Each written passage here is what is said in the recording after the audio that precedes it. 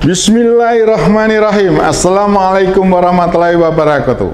Bertemu lagi dengan saudaraku, dengan Cecep Muhammad Yasin di channel yang insya Allah berusaha untuk mengedukasi seluruh penonton setia Cecep Muhammad Yasin, seluruh sahabat Cecep Muhammad Yasin dimanapun kalian berada. Iya saudaraku, saya itu hari ini kan dikirimi 3 artikel. Nah, artikel yang cukup menggelitik saya adalah pernyataan dari Andi Arief. Kemarin saya sempat mau membahas. Nanti insya Allah saya bahas dengan narasumber dari wartawan ya, yang saya datangkan, yang insya Allah beliau, karena beliau hari ini sibuk, maka saya langsung baca aja supaya tidak begitu terlalu lama dan basi, yaitu tentang ancaman Anies akan dipenjarakan. Nah, judul beritanya adalah dari tribunnews.com. Mohon maaf nih, saya pakai kacamata. tribunnews.com. Tanggal Senin kemarin 26 September 2022. Beredar video ungkap Jokowi bilang Anies Baswedan akan masuk penjara. Ini klarifikasi Andi Arief ya.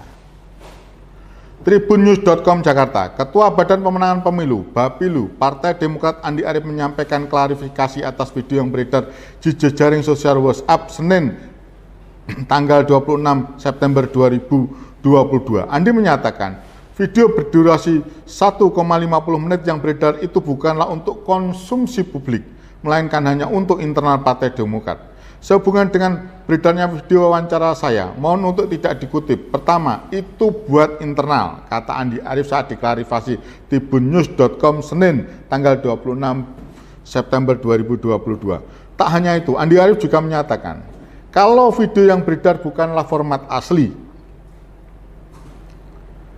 melainkan sudah ada beberapa part yang dihilangkan, sehingga jadi beberapa bagian yang dihilangkan sehingga berpotensi menimbulkan kesalahpahaman.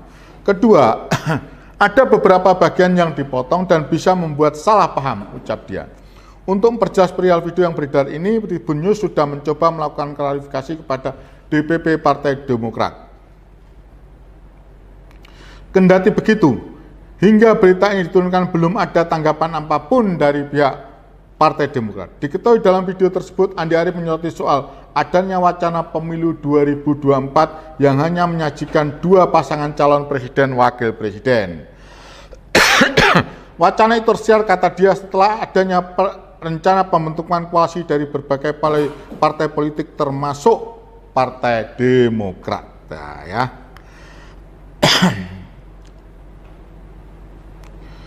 Bahkan kata dia, Ketua Majelis Tinggi Partai Demokrat, Susilo Bambang Yudho, juga sudah mendengar keluhan itu dari seluruh pimpinan partai politik kecuali PDIP. Silahkan saja mau dimuat-muatlah. SBY bukan orang sembarangan. Informasinya, kualitasnya dia cek satu persatu. Dia sudah ketemu semua pimpinan partai kecuali PDIP, semua mengeluh. Dia sudah mendengar langsung skenario 2 pasang, lalu dia melakukan pengecekan kepada orang yang mendengar langsung dari mulutnya Pak Presiden. Pak Presiden itu hanya mau 2 calon, kata Andi dalam video tersebut. Lalu dia melakukan pengecekan pada orang yang mendengar langsung dari mulutnya Pak Presiden. Pak Presiden hanya mau 2 calon, sambungnya. Dirinya juga turut menyinggung soal potensi Ketua DPR RI Puan Maharani akan maju sebagai calon presiden. Kata Andi Arief, jika memang nantinya PDIP mencalonkan Puan Maharani sebagai capres sejatinya setiap pihak manapun berani untuk melawan Puan. Sejatinya siapapun berani melawan Mbak Puan. Mbak Puan itu ya prestasinya ya memang saya secara pribadi tidak melihat, kecuali ya mohon maaf, prestasinya Mbak Puan. Menangis saat BBM dinaikkan oleh Pak SBY di era itu ya. Dan yang kedua apa ya, menyetujui Omnibus Law lah, menyetujui Omnibus Law, lantas kemarin menyetujui BBM, tidak nangis, menyetujui kenaikan BBM di era Pak Jokowi ini, mendukung kenaikan BBM. Yang paling fenomenal, yang paling fenomenal itu menurut saya prestasi Mbak Puan Maharani adalah mematikan mic ketika anggota DPR melakukan instruksi atau menyampaikan pendapatnya. Ini nyata, banyak yang tahu. Nah, itu prestasi fenomenalnya adalah mematikan, menurut saya, mematikan mic sebagai ketua DPR, mematikan mic anggota dewan yang melakukan instruksi atau menyampaikan pendapatnya. Ini prestasi fenomenal menurut saya. Ayo kita lanjutkan lagi, saudaraku.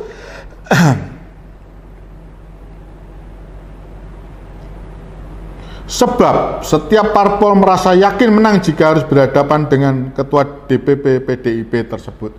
Saya pun juga insya Allah menang lawan Mbak Puan. Hanya saja keberanian itu akan dikendalikan ketika lawan politik dari PDIP ditangkapi dan petinggi partai politik diancam. Sangar ini, horor ini. Hal itu dicari karena adanya dugaan penggerakan penegak hukum meski tidak dijelaskan secara rinci apa maksud dari ungkapannya itu. Kalau sekarang misalkan yang disiapkan Puan Maharani, lah kan semua orang berani melawan Puan Maharani. Tapi kalau ditangkapin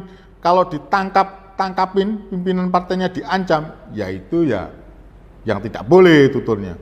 Kalau PDIP menawarkan Puan Maharani, hanya satu yang buat Puan Maharani menang, yaitu semua ditangkapi. Iya, itu kan sambung Andi.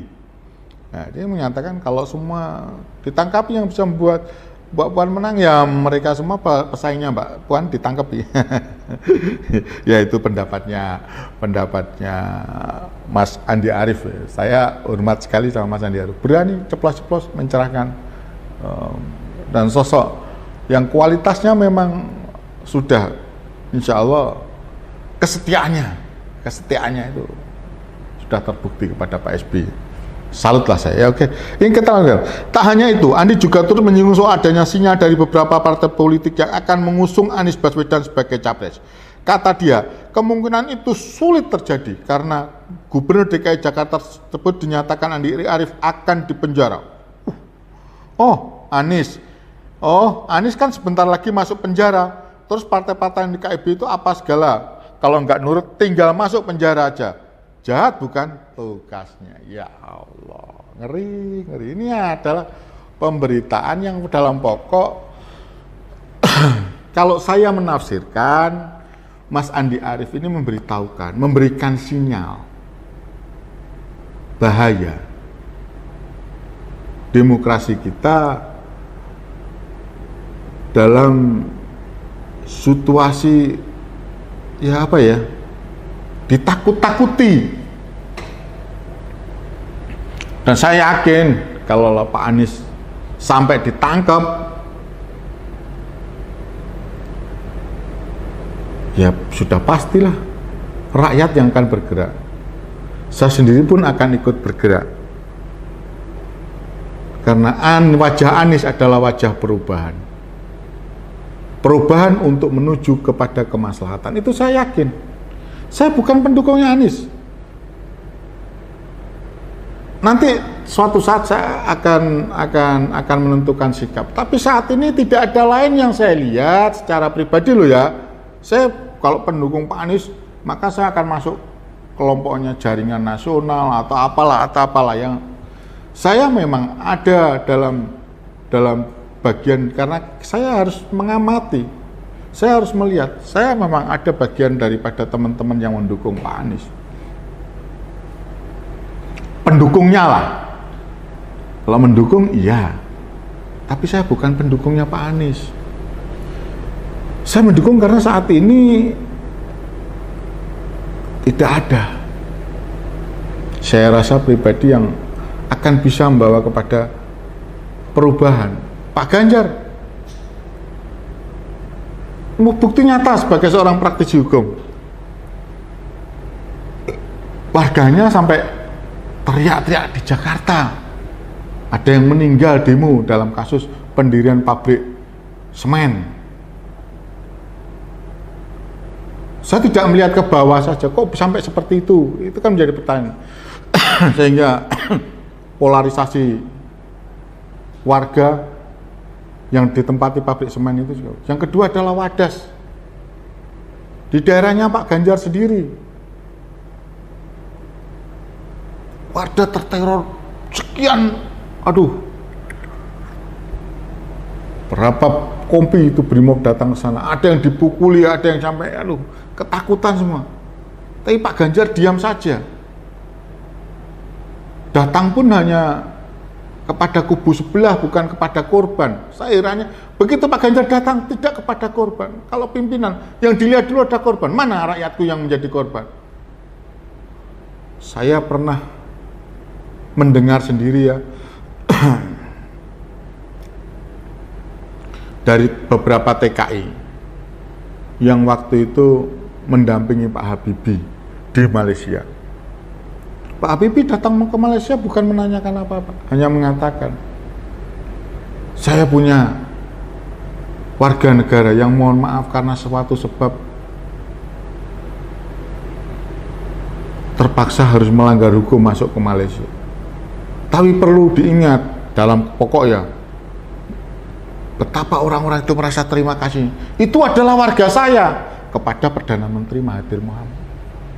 Itu adalah warga saya. Dan saya minta supaya dalam pokok beliau mengatakan dilindungi. Kalau kita merasa bahwa kita saudara serumpun, kita saudara. Pak Habibie datang dengan tidak menemui pengusaha-pengusaha yang ada, tapi Pak Habibie datang dengan sebagai seorang presiden, sebagai seorang bapak, langsung menemui korban. Karena saat itu sedang ada gencar-gencarnya Malaysia istilahnya melakukan razia, memburu sih tidak, karena mereka bukan penjahat, melakukan terhadap TKI-TKI ilegal. Pak Habibie datang. Tapi saya melihat kemarin dalam kasus Wadas, dalam kasus pendirian pabrik semen Pak Ganjar, dalam kasus Wadas khususnya, di mana saya juga ikut di sana. Saya ikut di sana sebagai relawan, bergabung dengan teman-teman dari Yogyakarta. Saya melihat sendiri fakta di lapangan. Pak Ganjar hanya mendatangi mereka-mereka yang pro, tentulah pro pada pemerintah, tapi tidak mendatangi korban. Harusnya beliau datang langsung mendatangi korban. Ya mohon maaf, di kasusnya Pak berbalik ini dengan Pak Anies mendatangi korban-korban akuarium di masa pemerintahnya Ahok. Diperbaiki semua fasilitas itu, dibangun semua, diperhatikan nasib mereka. Terlepas tentulah ada batas ketidakmampuan, tentulah ada yang kecewa, karena Pak Anies bukan pemuas semuanya, kan, tapi Pak Anies bergerak sebagai seorang bapak, sebagai seorang gubernur, didatangi semua, di mana saya juga ada keterlibatan di situ juga, didatangi. Saya ikut di sana, saya melihat perubahan sekarang. Saudara kalau tidak percaya silahkan lihat, korban-korban penggusuran dimanusiakan. Di era Ahok, mohon maaf Gubernur Ahok, tidak diperhatikan, bahkan mereka cenderung dicaci maki. Ada ibu-ibu yang bertanya, kalau bertanya sama Pak Anies, saya berkeyakinan, karena saya saja yang bukan warganya, ketika saya menyampaikan, mohon maaf sekali lagi Pak Gubernur, dengan tidak mengurangi rasa hormat, warga Jawa Timur banyak di Jakarta, dan saya ingin mendirikan persaudaraan warga Jawa Timur di Jakarta. Sambutan beliau welcome, bagus, mengacungi jempol dan menginginkan, ayo monggo silahkan, akan kita fasilitasi.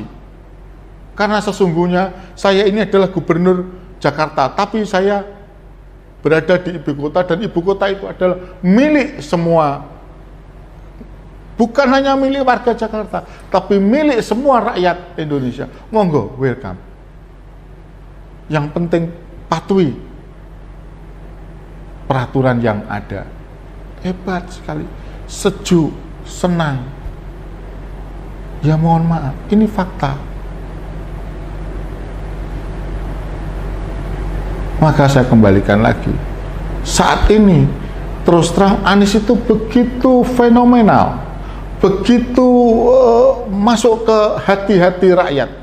Satu-satunya jalan untuk membendung Anies yang pertama adalah mengkriminalisasikan, itu saya yakin.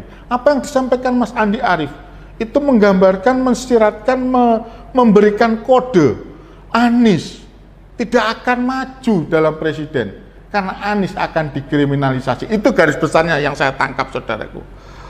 Maka saya sampaikan, memang ya jalan satu-satunya untuk membendung Anies saat ini tidak ada lain dan tidak bukan hanyalah mengkriminalisasikan Anies Rashid Baswedan.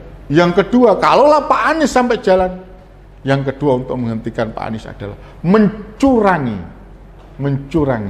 karena Anies ada di hati rakyat. Anies ada di banyak yang berbicara tentang Anies.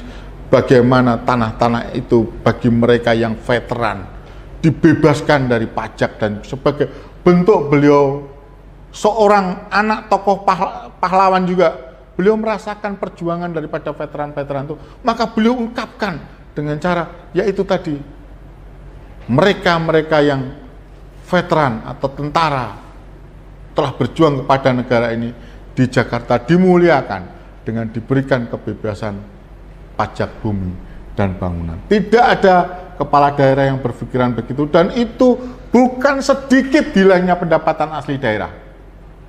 Miliaran, mungkin saya tidak bisa membayangkan, ratusan miliar itu hilang. Tapi Anies dengan tersenyum, ada cara, ada sesungguhnya kalau dibuka ada tempat-tempat yang tidak harus membebani para purnawirawan maupun para veteran-veteran yang telah berjuang merebut atau mempertahankan kemerdekaan. Itulah sosok Anies, tidak mau menambahi beban rakyat, tapi beringin, selalu berkeinginan untuk memberikan edukasi, memberikan contoh, memberikan uswah sebagai seorang pemimpin.